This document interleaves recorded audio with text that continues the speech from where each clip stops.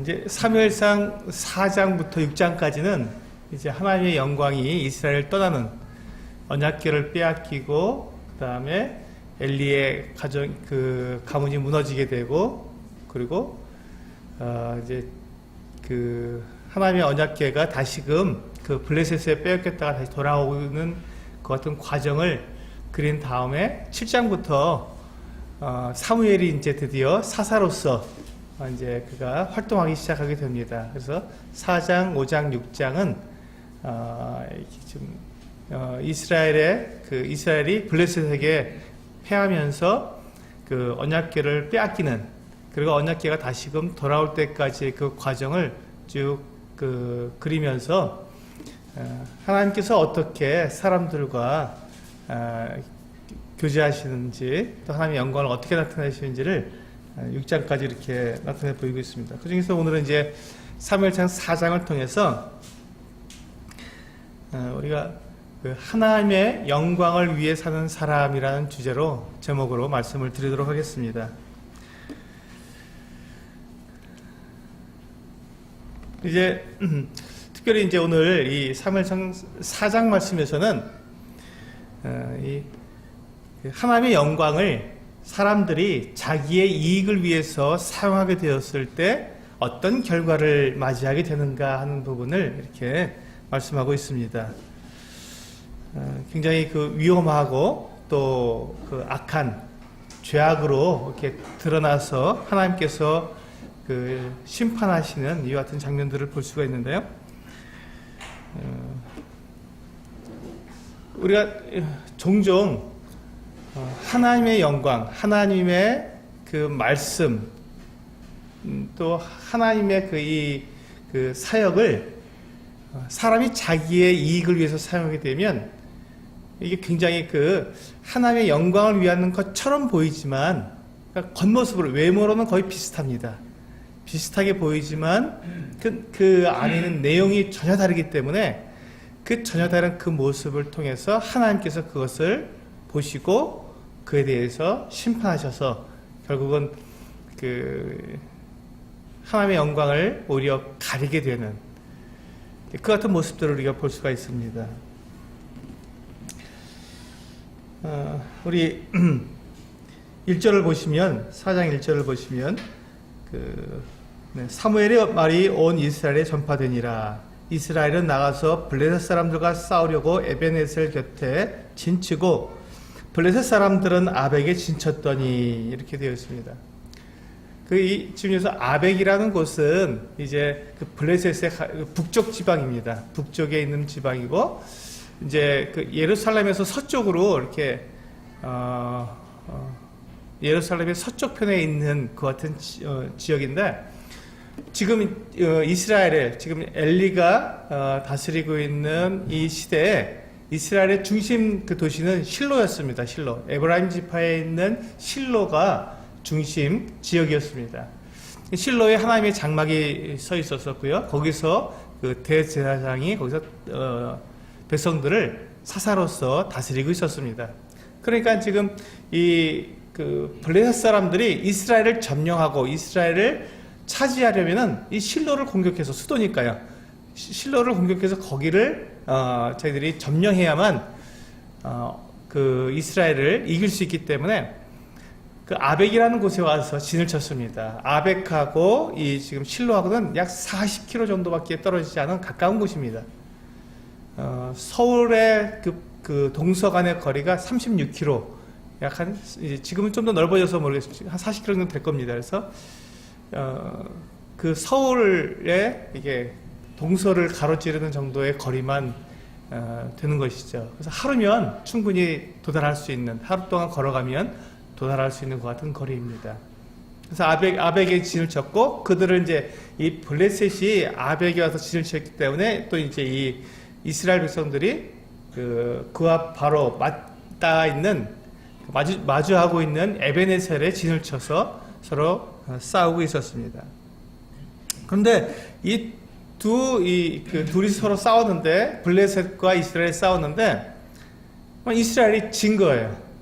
이스라엘이 져서 4,000명가량이, 병사 4,000명가량이 죽게 되었습니다.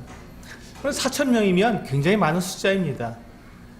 그 한 지역에서 싸우는데 그 지역에 4,000명의 병사들이 죽었다고 생각하게 되면 어마어마한 그 숫자가 죽은 것이죠.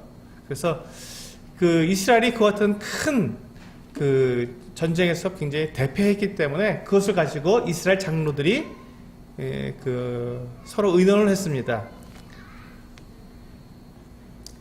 3절에 보시면 백성이 진영으로 돌아오매 이스라엘 장로들이 이르되 여호와께서 어찌하여 우리에게 오늘 블레셋 사람들 앞에서 패하게 하셨는고. 여기서 보시면 이 이스라엘 장로들이 아주 좋은 질문을 가졌습니다. 좋은 질문을 가졌습니다.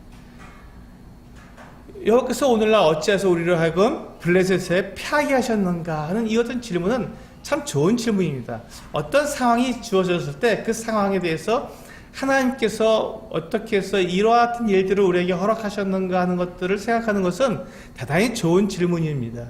그런데 지금 그 이스라엘 장로들이 굉장히 좋은 질문을 했지만 그 좋은 질문을 누구에게 했는가가 굉장히 중요한데 여기에서 실패했던 것 같습니다. 이스라엘 지금 장로들이 지금 누구하고 어떤 그 질문을 서로 나눴죠? 자기들끼리 서로 나눈 거예요. 이스라엘 장로들끼리 도대체 이게 왜 이런 일이 생겼느냐, 우리가 왜 패하게 되었느냐 라고 하는 이 질문을 하게 된 것이죠. 우리가 이 같은 좋은 질문을 가지고 우리가 그 상황을 보려고 할 때 우리는 그 질문을 누구에게 해야 하냐면 하나님께 해야 했습니다. 하나님께.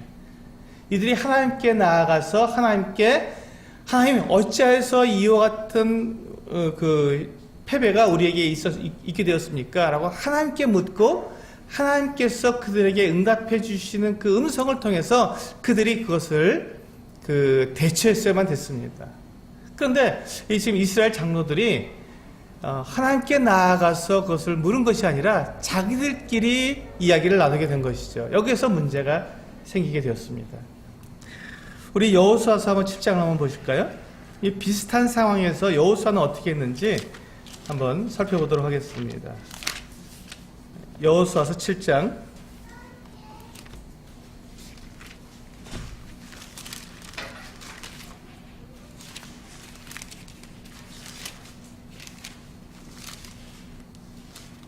네, 1절부터 15절에 있는 말씀을 보시면 지금 이스라엘 백성들이 당한 이 같은 상황과 매우 비슷한 것을 볼 수가 있습니다. 제가 빠른 속도로 읽어드리겠습니다. 이스라엘 자손들이 온전히 바친 물건으로 말미암아 범죄하였으니 이는 유다지파 세라의 증손 삽디의 손자 갈미의 아들 아간이 온전히 바친 물건을 가졌음이라. 여호와께서 이스라엘 자손들에게 진노하시니라. 여호수아가 여리고에서 사람을 베델 동쪽 베다인 곁에 있는 아이로 보내며 그들에게 말하여 이르되 올라가서 그 땅을 점탐하라 하매 그 사람들이 올라가서 아이를 정탐하고 여호수아에게로 돌아와 그에게 이르되 백성을 다 올라가게 하지 말고 2-3천 명만 올라가서 아이를 치게 하소서. 그들은 소수이니 모든 백성을 그리로 보내어 수고롭게 하지 마소서 하므로 백성 중 3,000명쯤 그리로 올라갔다가 아이 사람 앞에서 도망하니 아이 사람이 그들을 36명쯤 쳐 죽이고 성문 앞에서부터 스바림까지 쫓아가 내려가는 비탈에서 쳤으므로 백성의 마음이 녹아 물같이 된지라.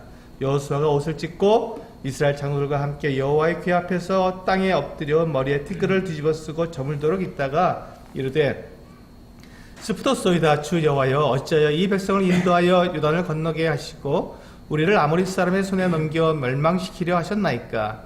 우리가 요단 저쪽을 만족하게 여겨 거주하였다면 좋을 뻔하였나이다. 주여 이스라엘이 그의 원수들 앞에서 돌아섰으니 내가 무슨 말을 하오리이까. 가나안 사람과 이 땅의 모든 사람들이 듣고 우리를 둘러싸고 우리 이름을 세상에서 끊으리니 주의 크신 이름을 위하여 어떻게 하시려 하나이까 하니 여호와께서 여호수아에게 이르시되 일어나라. 어찌하여 이렇게 엎드렸느냐. 이스라엘이 범죄하여 내가 그들에게 명령한 나의 언약을 어겼으며 또한 그들이 온전히 바친 물건을 가져가고 도둑질하며 속이고 그것을 그들의 물건들 가운데 두었느니라. 그러므로 이스라엘 자손들이 그들의 원수 앞에 능히 맞서지 못하고 그 앞에서 돌아섰나니 이는 그들도 온전히 바친 것이 됨이라. 그 온전히 바친 물건을 너희 중에서 멸하지 아니하면 내가 다시는 너희와 함께 있지 아니하리라. 너는 일어나서 백성을 거룩하게 하여 이르기를 너희는 내일을 위하여 스스로 거룩하게 하라. 이스라엘의 하나님 여호와의 말씀에 이스라엘아 너희 가운데에 온전히 바친 물건이 있나니 너희가 그 온전히 바친 물건을 너희 가운데에서 제하기까지는 내 원수들 앞에 능히 맞서지 못하리라. 너희는 아침에 너희의 지파대로 가까이 나오라. 여호와께 뽑히는 그 지파는 그 족속대로 가까이 나올 것이요 여호와께 뽑히는 그 족속은 그 가족대로 가까이 나올 것이요 여호와께 뽑히는 그 가족은 그 남자들이 가까이 나올 것이며 온전히 바친 물건을 가진 자로 뽑힌 자를 불사르되 그와 그의 모든 소유를 그리하라. 이는 여호와의 언약을 어기고 이스라엘 가운데에서 망령된 일을 행하였음이라 하셨다 하라. 여기 보시면 이제 아간이 그 여리고성을 점령했을 때 거기서 이제 그 금과 또 신할산 외투와 돈을 약간씩 이렇게 자기가 가지고 자기 장막 밑에다가 숨겨놨던 이 같은 사건을 통해서 그 사건을 통해서 이제 하나님께서 이 이스라엘 백성들이 아이성이라고 하는 자그마한 성을 쳤는데도 거기서 패하게 되는 이와 같은 결과를 맞이하게 되었습니다. 그때 6절에서 보시면 여호수아가 옷을 찢고 이스라엘 장로들과 함께 여호와의 궤 앞에서 땅에 엎드려 머리에 티끌을 뒤집어 쓰고 저물도록 있다가 여기 보시면 여호수아가 어떻게 했냐면 지금 한 3,000명쯤 올라가 전장하다가 36명쯤 죽었습니다. 36명이 죽었기 때문에 그것이 굉장히 큰 충격이 되어서 지금 이 여호수아와 이스라엘 장로들이 다 여호와의 궤 앞에 엎드려서 머리에 티끌을 뒤집어 쓰고 하나님 앞에서 그들이 물었던 것을 볼 수 있죠. 여호수아가 하나님께 물었습니다. 어찌해서 이 같은 일이 일어났습니까? 우리가 지금 이렇게 이 가나안 땅을 하나님께 주셔서 정복하려고 하는데 이렇게 지게 된다면, 패하게 된다면 우리가 어떻게 이것을 정복하고 어떻게 하나님의 뜻을 하나님의 그 백성들이 이 땅을 차지할 수 있겠습니까? 하고 그 앞에서 하나님께 엎드려 기도했던 이 같은 모습을 볼 수가 있습니다. 그렇습니다. 이 문제에 우리가 문제에 봉착했을 때 그 문제를 내 지혜, 또 우리끼리 어떤 지혜, 우리끼리 어떤 그 생각을 가지고 그것을 해결하는 것이 아니라 지금 이 여호수아는 하나님께 나아가서 그들도 분명히 생각할 수 있겠죠. 그들도 지금 여리고를 무너뜨렸고 지금까지 계속 오면서 많은 전쟁을 했었기 때문에 얼마든지 자기들의 생각 가지고 이 작은 성, 아이성이니까 그 정도 이렇게 공격하는데 지금 있는 그 이스라엘의 군대가 총동원해서 올라간다면 이길 수 있겠죠. 이길 수 있을 것입니다. 수만 명이 올라가서 그냥 공격하게 되면 이길 수 있을 것입니다. 그런데 여호수아는 그렇게 하지 않았습니다. 여호수아는 지금 그 36명이 죽은 것으로 인해서 그가 하나님의 궤 앞에 엎드렸던 것입니다. 이 패배가 왜 왔는지, 이 문제가 왜 우리에게 닥쳤는지, 하나님께서 어찌하여 이와 같은 일들을 우리에게 허락하셨는지를 묻고 하나님의 응답을 기다린 것입니다. 이것이 중요한 것이죠. 이것이 중요했습니다. 그랬더니 하나님께서 그 이스라엘 백성들, 즉 여호수아와 그 이스라엘 장로들이 전혀 알지 못했던 그 문제의 핵심, 문제의 원인을 하나님께서 가르쳐 주셨습니다. 너희들 가운데서 내가 명령했던 이 온전히 그 물건들을 다 바치라고 했는데 그렇지 않고 너희들 가운데서 이 물건을 너희가 가지고 땅에 장막에 숨겨놓았다. 이런 일이 너희에게 있었기 때문에 이와 같은 문제가 너희에게 온 것이다 라고 그 문제의 원인을 가르쳐 주셨습니다. 그리고는 그 해답까지 가르쳐 주셨습니다. 어떻게 하라고요? 너희가 이제 제비를 뽑아라. 그래서 그 중에서 제비를 뽑고 그래서 제비를 쭉 뽑았을 때 결국 당하는 그 사람을 통해서 그 사람이 어떻게 범죄했는지를 알아내고 그와 그의 가족과 그의 모든 소유를 다 불태우라고 말씀하셨다. 그렇게 말씀하셨습니다. 이것이 해결 방법입니다. 그렇게 하면 내가 너희와 함께 하겠다. 그렇게 하지 않으면 너희가 그와 같은 일을 그렇게 제하여 버리지 않으면 내가 너희와 함께 하지 않겠다라고 말씀하신 것이죠. 여기에서 이 문제를 해결할 수 있는 그 같은 방법이 나오게 된 것입니다. 근데 여호수아가 하나님께서 이렇게 말씀하신 그 문제의 원인과 그 해결 방법을 그대로 그가 순종해서 결국은 아간이 드러나게 되었고, 아간이 그 같은 자기가 범죄한 것을 실토하게 되었고, 정말로 그의 장막에 그 같은 외투와 금과 이 같은 것들이 있었던 것을 발견해서 그 모든 것들을 그 소유와 그 모든 것들을 다 불태워버리는 이 같은 장면이 나오게 됩니다. 여호수아만 이렇게 한 것이 아니고요, 우리 다윗도 하나님 앞에 이렇게 나아가서 기도한 모습들을 볼 수 있습니다. 우리 사무엘 하 말씀을 보실까요? 사무엘 하 5장입니다.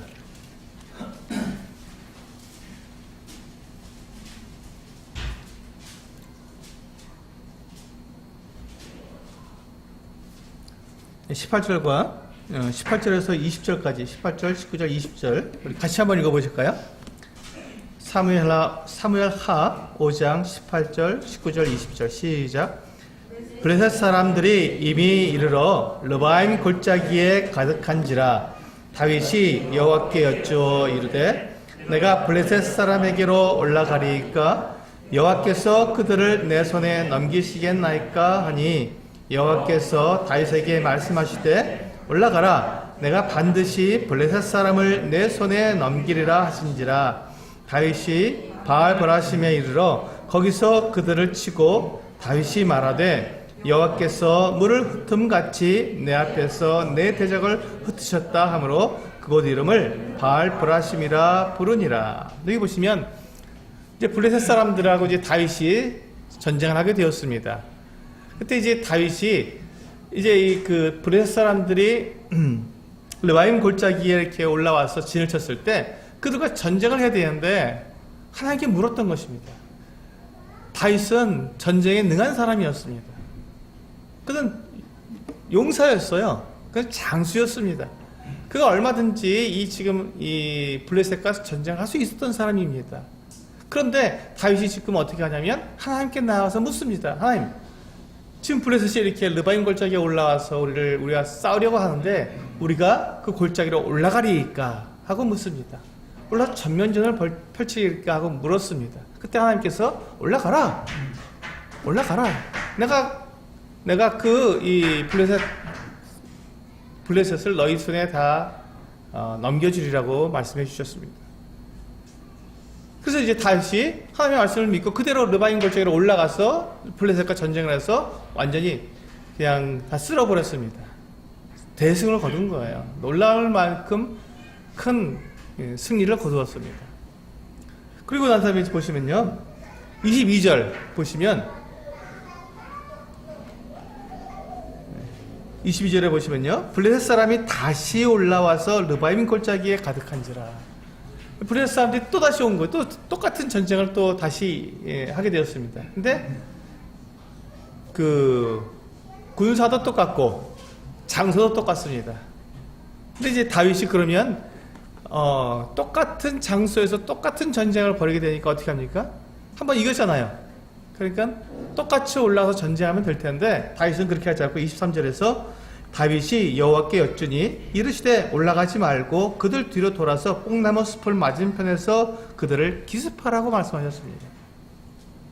처음에는 전면전을 펼쳐서 그들을 이겼는데 이번에는 그렇게 하지 말고 뒤로 돌아서 기습을 하라는 것입니다. 완전히 달랐어요. 전쟁하는 방법이 달랐습니다. 그래서 지금 다윗이 그렇게 24절 보시면 뽕나무 꼭대기에서 걸음 걷는 소리가 들리거든 곧 공격하라. 그때 여호와가 너보다 앞서 나아가서 블레셋 군대를 치리라. 이거 보세요. 누가 친다고요? 다윗의 군대가 아니라 하나님께서 먼저 가셔서 이 블레셋 군대를 쳐서 이미 그들을 갖다가 완전히 다 이렇게 다윗의 군대가 갔을 때는 이미 그냥 이렇게 그냥 추수해 놓은 거 걷어들이는 정도만 하면 될 정도로 그렇게 하나님께서 먼저 손을 쓰시겠다고 하셨습니다. 그랬더니 25절에 보니까 이에 다윗이 여호와의 명령대로 행하여 블레셋 사람을 쳐서 게바에서 게셀까지 이르니라. 놀라운 일 아니겠습니까? 지금 이 전쟁을 벌이는데 여호수아는 지금 이스라엘 백성들이 처한 환경과 비슷한 상황 속에서 36명밖에 죽지 않았는데도 그가 여호와 앞에서, 여호와의 귀 앞에 나아가서 엎드려서 머리에 티끌을 뒤집어쓰고 하나님 앞에서 정말 이렇게 구했습니다. 도대체 이걸 어떻게 하면 좋겠습니까? 하고 구했습니다. 다윗은 자기는 전쟁을 하고 한 번 이겼고 똑같은 전쟁을 두 번째 하는데도 하나님께 나아가서 묻고 하나님께서 주시는 그 방법대로 행해서 블레셋을 물리쳤던 것입니다. 그런데 오늘 말씀 사무엘상 4장에서는 지금 그 블레셋과 이스라엘이 전쟁을 해서 4,000명가량이 죽은 건 이렇게 대패를 했는데도 이스라엘 백성들이 하나님께 나아가지 않았던 것입니다. 이스라엘 장로들이 하나님께 나아가지가 않았어요. 왜 그랬을까요? 그들이 하나님에 대해서 그들이 무시했던 것이죠. 어떻게 하나님을 섬기는지 알지 못했던 것입니다. 그때는 우리 3장 1절에서 그렇게 말씀하셨죠. 아이 사무엘이 엘리 앞에서 여호와를 섬길 때에는 여호와의 말씀이 희귀하여 이상이 흔히 보이지 않았더라. 하나님과 이스라엘 백성들 사이에 교류가 없었던 거예요. 사귐이 없었던 것입니다. 교제가 없었던 거예요. 이스라엘 백성들이 하나님을 경험하고 하나님을 만날 수 있었던 그 같은 상황이 별로 벌어지지 않았던 것입니다. 하나님을 의식하지 못했던 것이죠. 전쟁을 해도 그냥 자기들끼리 나가서 전쟁을 하는 것이 하나님을 의지하거나 하나님의 어떤 인도하심을 받아서 전쟁하는 것이 아니었던 것입니다. 문제는 거기 있었잖아요. 문제는 이스라엘 백성들이 하나님과 함께하지 않은 것에 문제가 있었고 그 문제 때문에 블레셋과 싸웠을 때 4,000명가량이 죽는 이 큰 정말 패배를 했는데 이스라엘 장로들은 그 문제가 어디서 왔고 그 문제를 어떻게 해결해야 되는지 전혀 알지 못했습니다. 그리고 자기들끼리 의논하게 된 것이죠. 그래서 그들이 3절에 보시면 백성이 진영으로 돌아오매 이스라엘 장로들이 이르되 여호와께서 어찌하여 우리에게 오늘 블레셋 사람들 앞에 패하게 하셨는고. 참 좋은 질문이었습니다. 그런데 그것을 자기들끼리 나눈 질문이었다는 것이죠. 그리고 그 다음에 여호와의 언약궤를 실로에서 우리에게로 가져다가 우리 중에 있게 하여 그것으로 우리 원수들의 손에서 구원하게 하자 하니. 그들이 내놓은 이 해결책이 아주 그럴듯했습니다. 우리가 지금 하나님과 함께하지 않으니까 이 패배가 있는가 보다. 그럼 이제 우리가 하나님과 함께하자. 얼마나 멋있습니까, 그렇죠? 하나님과 함께하자. 어떻게 하면 하나님과 함께할 수 있느냐? 그 여호와의 언약궤를 가져오면 되지 않느냐? 여호와의 언약궤는 그 하나님의 임재하심의 상징이니까 하나님께서 언약궤가 있는 곳에 하나님께서 함께하고 계시니까 언약궤를 우리 이 진중으로 가져오면, 이 전장으로 가져오게 되면 하나님께서 함께 하시는 거니까 그럼 우리가 승리하지 않겠느냐. 아주 정말 너무도 놀라운, 정말 이 사람이 생각할 수 있는 가장 논리적으로 정말 멋진 논리를 가지고 이렇게 결정을 했던 것 같습니다. 그런데 문제는 이것은 이 이스라엘 장로들의 생각이었지 하나님의 말씀이 아니었다는 것이죠. 하나님께서 그렇게 말씀해 주시지 않으셨다는 것입니다. 문제가 여기에 있었습니다. 지금 이스라엘 백성들이 하나님에 대해서 생각할 때 하나님을 마치 우상처럼 생각하려고 하는 어떤 모습이 보인 것이죠. 언약궤만 있으면 하나님께서 우리와 함께 하신다고 그들이 생각했던 것입니다. 근데 사실 언약궤는 아무것도 아니잖아요. 언약궤 자체에 능력이 있습니까? 아니에요. 언약궤 자체에 어떤 신비한 어떤 그런 그 능력이 어디서 나타납니까? 전혀 아니거든요. 언약궤가 하나님이냐는 말입니다. 아니거든요. 언약궤는 그저 그냥 궤일 뿐이에요. 근데 하나님께서 그 모세에게 말씀하셔서 그렇게 그 모양을 만들어 놓으면 내가 그 언약궤를 통해서 너희들과 함께 있겠다라고 상징물로 삼은 것이죠. 상징물일 뿐이지 그것 자체에 어떤 능력이나 어떤 힘이 있는 것이 아니었습니다. 근데 이스라엘 백성들은 그것을 오해한 거예요. 이 언약궤가 자기들과 함께 있으면 하나님께서 함께하고 계시다고 하는 이 오해를 한 것이죠. 근데 하나님께서는 그렇게 어떤 형상을 가지고 어떤 모양, 어떤 물건으로 인해서 이스라엘 백성과 함께 있지 않겠다고 말씀하셨습니다. 그래서 너희는 하나님의 형상을 뭐 하늘에 있는 것이나 땅에 있는 것이나 물속에 있는 어떤 것으로 만들어서 섬기지 말라고 그렇게 말씀하셨어요. 그게 우상이지 않습니까? 만들지 말라고 하셨거든요. 하나님께서 그렇게 만들어 놓은 것에 하나님께서 함께 있지 않겠다고 말씀하셨습니다. 하나님 보이지 않으시고 온 세상, 온 천하에 충만하게 계시고 모든 것을 다 아시는 분이시기 때문에 그렇게 형상으로 만들지 말라고 하셨습니다. 그런데 지금 이스라엘 백성들은 이 언약궤라고 하는 이 하나님의 상징물, 그 상징물에다가 너무 큰 의미를 두어서 마치 하나님처럼 그들이 생각했던 것이죠. 그래서 이 하나님의 상징물인 언약궤가 어쩌면 우상처럼 그렇게 그들에게 그 역할을 했던 것처럼 보입니다.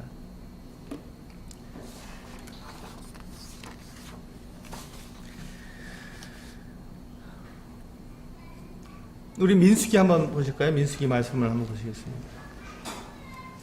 민수기 10장입니다.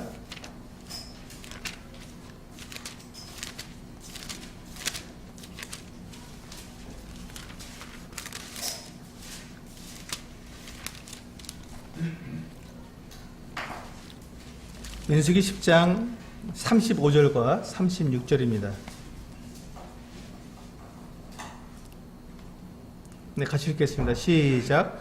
궤가 떠날 때에는 모세가 말하되 여호와여 일어나사 주의 대적들을 흩으시고 주를 미워하는 자가 주 앞에서 도망하게 하소서 하였고 궤가 쉴 때에는 말하되 여호와여 이스라엘 종족들에게로 돌아오소서 하였더라. 여기 보시면 궤가 떠날 때는 이제 궤가 이제 앞으로 진행하게 되니까 하나님께서 함께 하셔서 그 이스라엘의 모든 대적들을 다 흩어달라고 이렇게 기도를 했고, 이제 궤가 이제 멈출 때, 쉴 때에는 하나님께서 이제 그 이스라엘 대적들을 향해서 막 공격하시다가 이제 돌아와서 이스라엘과 함께 해달라고. 그러니까 궤가 문제가 아니라 궤는 궤고 하나님은 하나님이셨습니다. 다만 그 궤를 통해서 하나님과 이스라엘 백성들이 함께 있는 것을 그들이 경험할 수 있도록, 그들이 가시적으로 그들이 인식할 수 있도록, 아, 하나님께서 우리와 함께 계시던 것을 인식할 수 있도록 상징으로 주신 것이었죠. 그래서 이제 그럼에도 불구하고 지금 그 이스라엘 백성들은 이 부분을 혼동한 것입니다. 그리고 또한 여호수아에서 이제 우리 그 여호수아 6장에서 보시면 이 하나님께서 이 6장 6절부터 보시면 하나님께서 이스라엘 백성들에게 언약궤를 가지고 여리고성을 무너뜨리라고 하는 이와 같은 말씀하십니다. 6장 6절부터 9절까지 보시면 제가 읽겠습니다.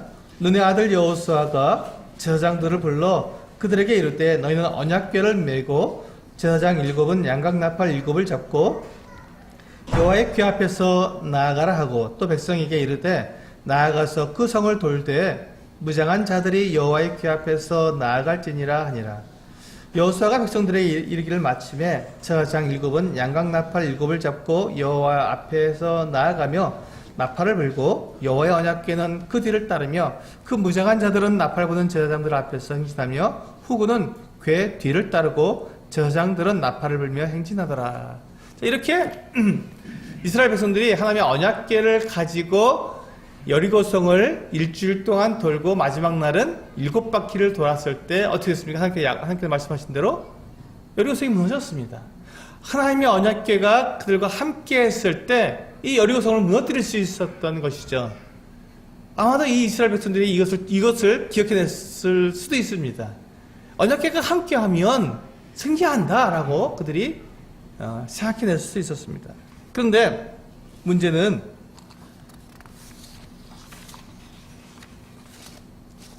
지금 그 이스라엘 백성들이 여리고성을 점령하러 나갈 때 언약궤를 가지고 나간 것은 이스라엘 백성들의 그 지혜가 아니었습니다. 이스라엘 백성들의 생각이 아니었던 것이죠.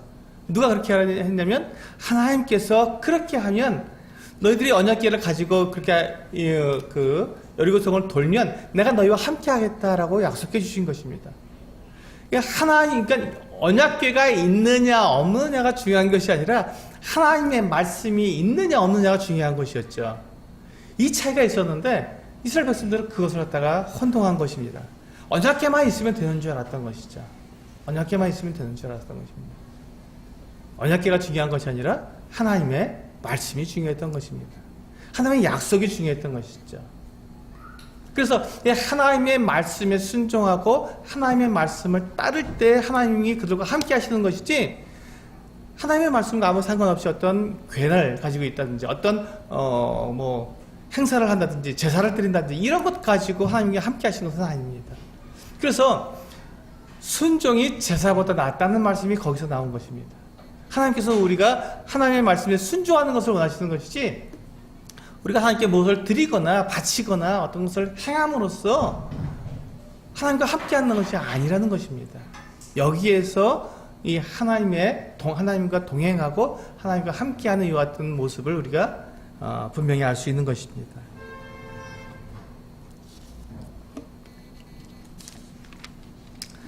우리 다시 사무엘상 4장으로 다시 돌아와서 보시겠습니다.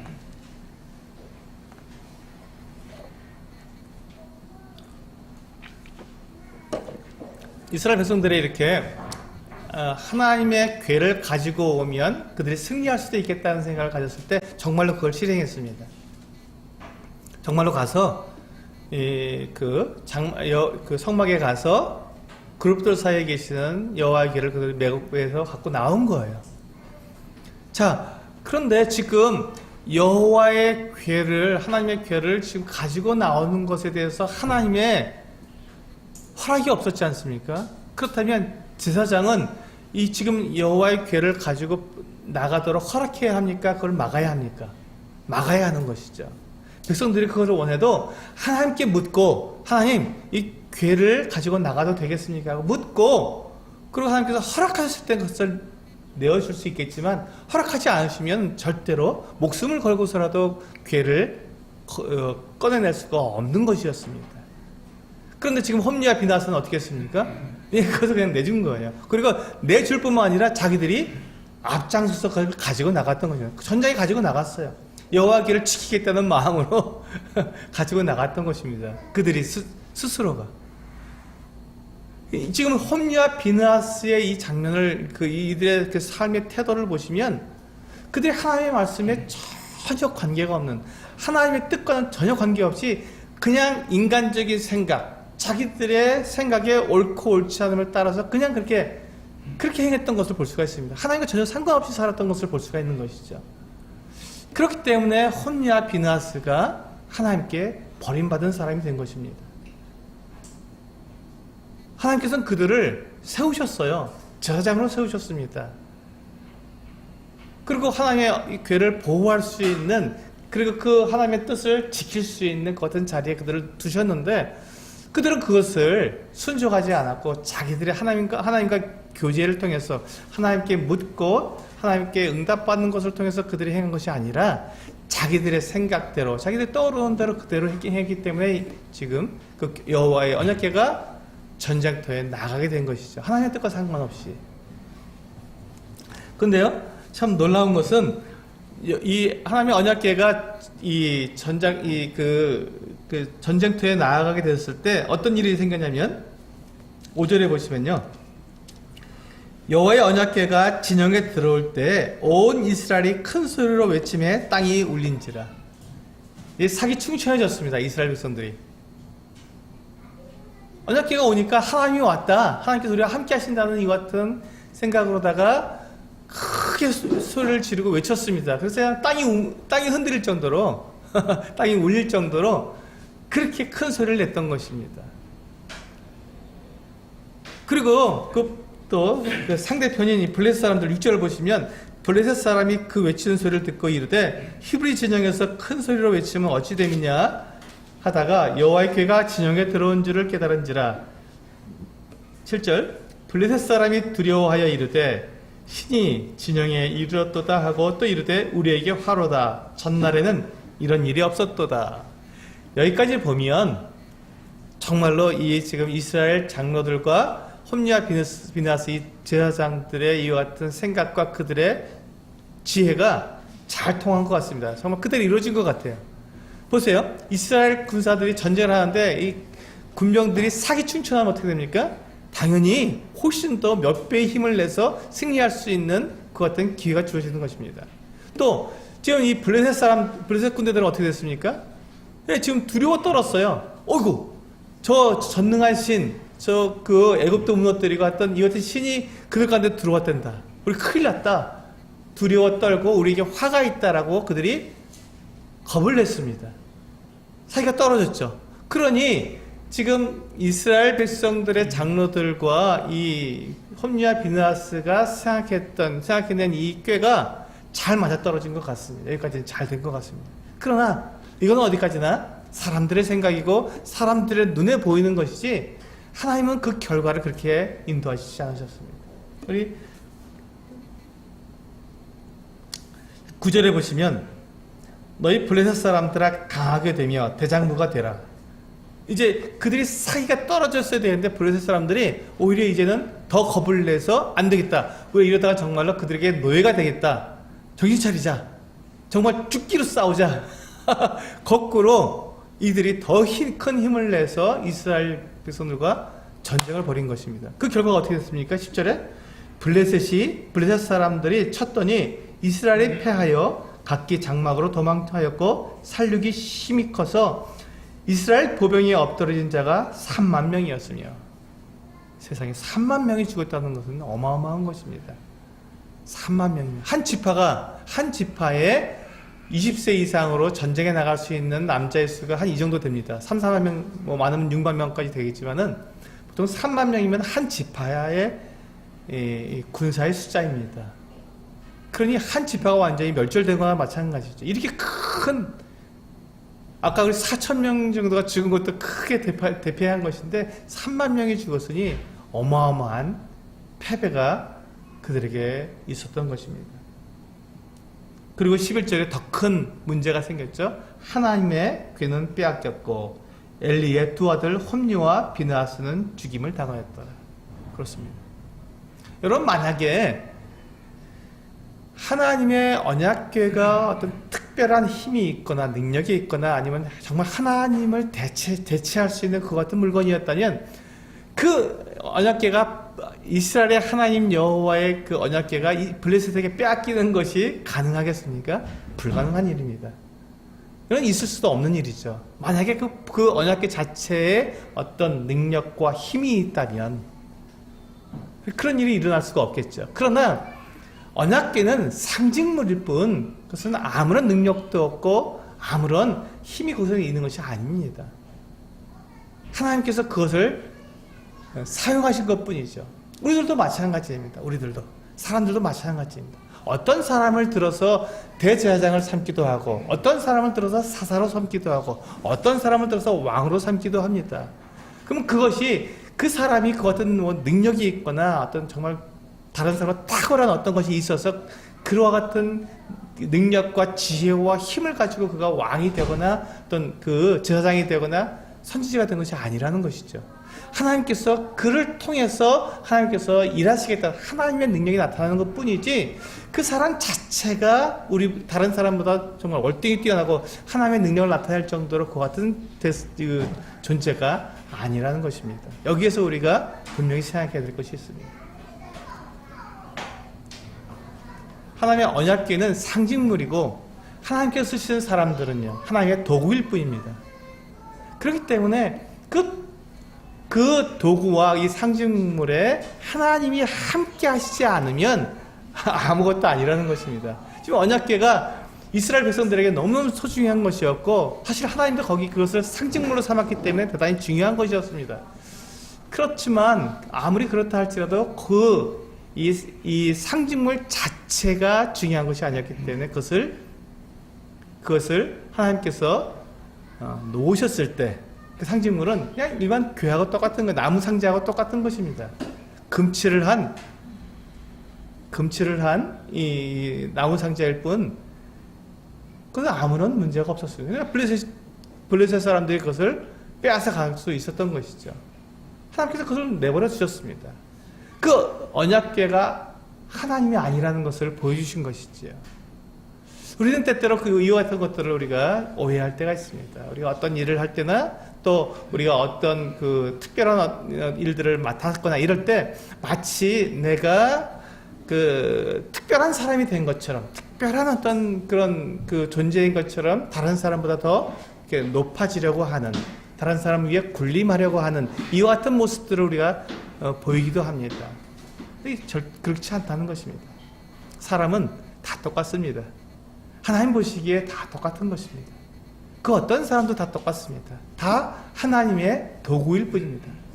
하나님께서 쓰시고자 하시는 자를 쓰시는 것이지, 그가 다른 사람보다 더 뛰어나거나 하나님처럼 그가 하나님의 능력을 나타낼 수 있을 만큼 그가 그에게 능력이 있는 것은 아니었다는 것입니다. 그러니 그가 하나님과 함께하지 않으면 그도 아무런 능력이 없는 것입니다. 하나님이 쓰시는 사람, 그 사람은 하나님과 함께하는 사람이어야 한다는 것입니다. 근데 하나님과 함께하지 않고 자기의 생각, 자기의 꾀대로 움직이는 사람은 하나님께 그와 함께할 수가 없기 때문에 그가 하나님께 쓰임을 받지 못하는 것이지요. 우리가 이 언약궤를 통해서도 그것을 우리가 얼마든지 볼 수가 있습니다. 그리고 이제 하나님의 궤를 빼앗겼을 뿐만 아니라 엘리의 두 아들 홈리와 비나스가 한날에 죽었습니다. 이것은 앞에서 우리가 2장에서 하나님의 사람이 엘리에게 경고한 그와 같은 경고의 내용이 그대로 이루어진 같은 것을 볼 수 있습니다.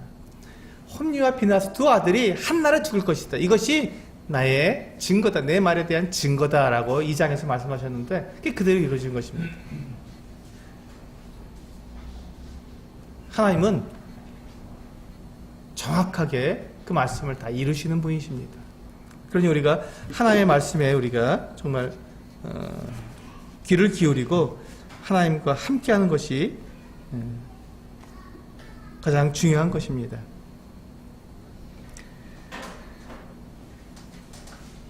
이제 이와 같이 홈리와 비나스가 한날에 죽고 여호와의 언약궤가 블레셋에게 빼앗긴 소식을 한 이 병사가 도망쳐 나와서, 전쟁에서 이제 도망쳐 나와서 실로에 와서 그것을 엘리 제사장에게 알려주었습니다.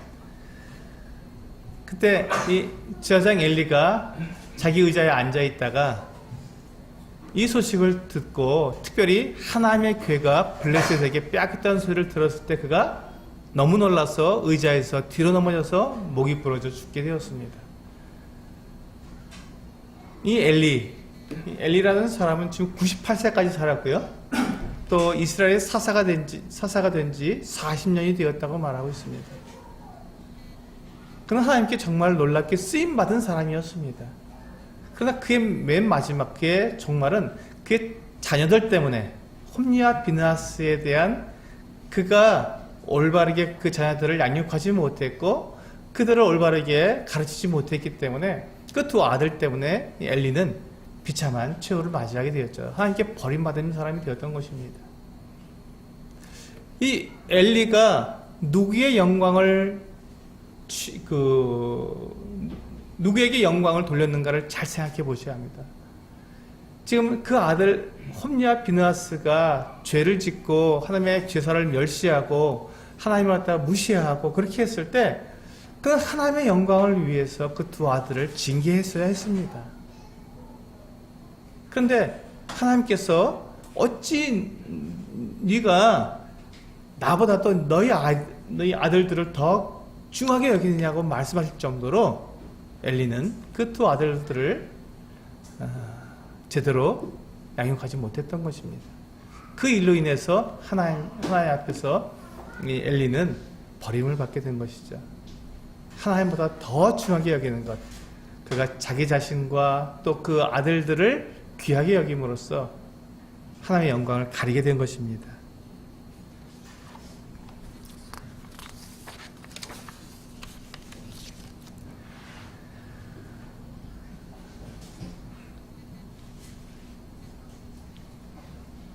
이제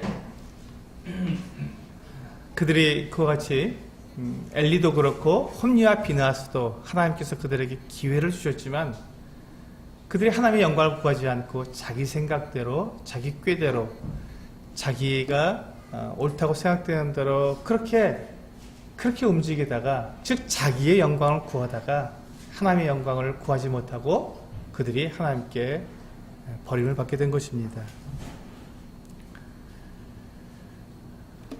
참, 이 일로 인해서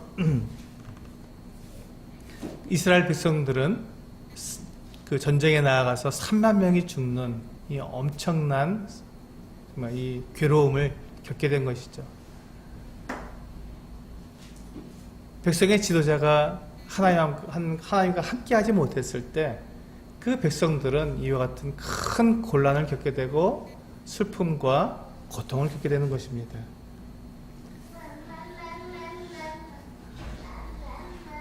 이제 이 엘리의 죽음과 또 홈리와 비느하스의 죽음, 그리고 이 언약궤를 빼앗겼다는 소식을 비느하스의 아내가 듣게 되었습니다. 그는 이제 만삭이었는데 이 소식을 듣게 되면서 갑자기 해산하게 되었습니다. 너무 충격이 크니까 조산하게 된 것이죠. 그 일로 이 비느하스의 아내가 죽게 되었습니다. 그러니까 옆에서 이제 산파들이 이제 아이를 받아주고 보니까 아들이었습니다. 그래서 이 비느하스의 아내에게 두려워하지 말아라, 네가 아들을 낳았다 하고 그를 격려해 주었습니다. 그런데 비느하스의 아내는 그 말을 듣고도 그 마음 가운데 기쁨이 없었습니다. 아들을 낳았다는 그 중요한 것이 아니었습니다. 왜? 그에게 더 중요한 것, 하나님의 영광이 떠났다고 하는 이것, 그것 때문에 그는 괴로워했던 것입니다. 어쩌면 비느하스의 아내는 참 하나님과 동행하려고 했었던 그 같은 여인이었을 것 같습니다. 그가 그의 아들의 이름을 이가봇이라고 지으면서 영광이 떠나갔도다, 우리는 정말 불명예스럽다 라고 하는 이름을 그 아들에게 지어주면서 그는 죽어갔습니다. 그가 가장 두려워했던 것은 여호와의 언약궤가 빼앗긴 것, 그것 때문에 이 비느하스의 아내는 괴로워했던 것입니다. 하나님께서 우리와 함께하고 계시지 않다는 것, 하나님의 영광이 떠났다는 것을 그녀는 자기의 죽음, 또 시아버지의 죽음 엘리, 그리고 남편의 죽음보다도 더 크게 아파했던 것입니다. 어쩌면 지금 이 엘리 가문에서 엘리나 홈리와 비느하스보다도 더 하나님께서 쓰신 여인은 바로 이 비느하스의 아내가 아닌가 생각이 듭니다.